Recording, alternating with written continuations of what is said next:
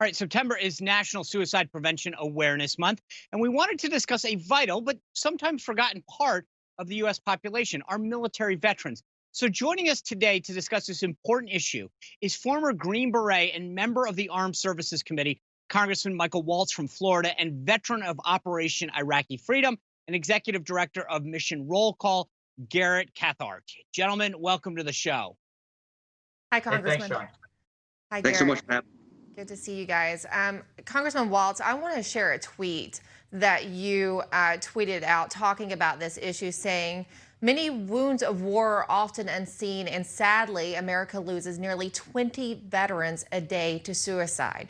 This Suicide Prevention Month, it's critical we have an open dialogue, listen and help those in need to prevent suicide across the country, especially within our veteran communities. Now, this isn't a new issue. This is something that the government has had to try to combat for a while.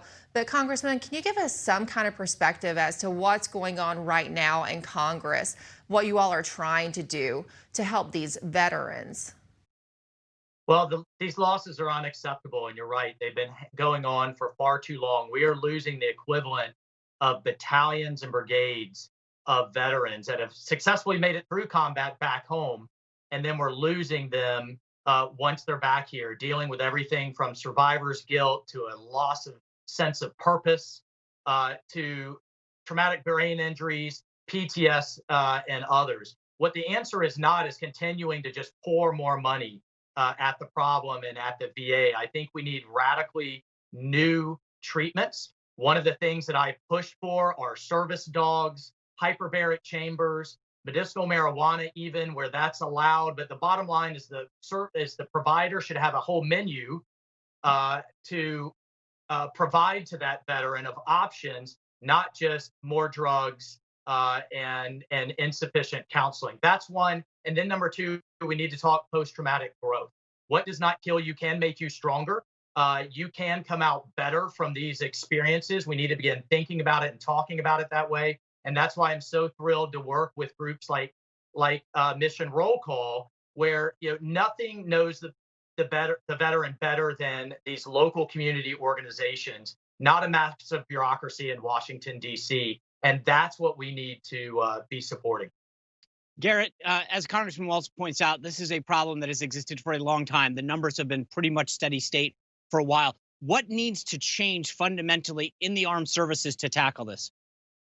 Absolutely. Thanks so much for that. And thanks to Congressman Waltz for your support. The budget for the VA has quadrupled in the past 20 years, and the suicide rate has not declined, right? It's even gone up. And so I'm not a PhD in policy, but I know something's not working.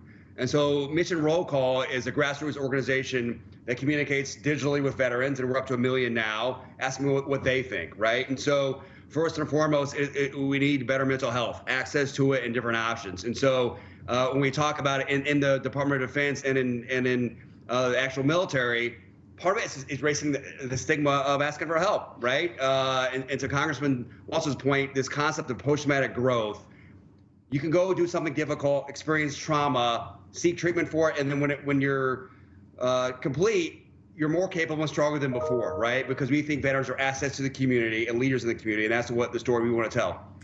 Garrett, in relation to the coronavirus crisis, we're seeing a lot of questions about the mental health implications of this. And, my brother had a neighbor who recently was a veteran, a young man, had a lot going for him, very handsome young man.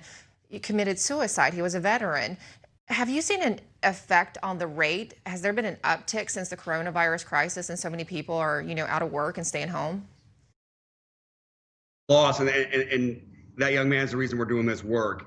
But before Corona, isolation was always one of the biggest contributing factors to veteran suicide, right?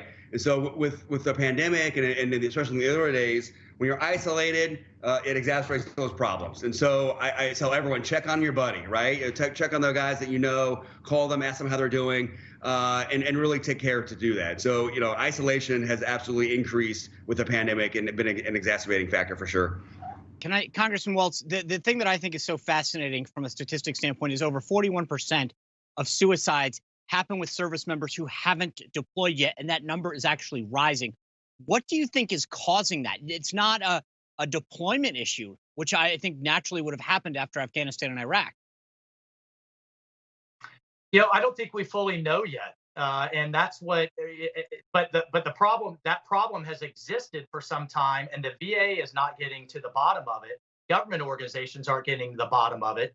And what I'm supporting is a bill that actually provides grants out to organizations like Mission Roll Call and others. The NFL has fantastic studies that are dealing with concussion, much of which happens in training, not necessarily during deployment. But I think there are private sector organizations out there that are much better equipped than the government.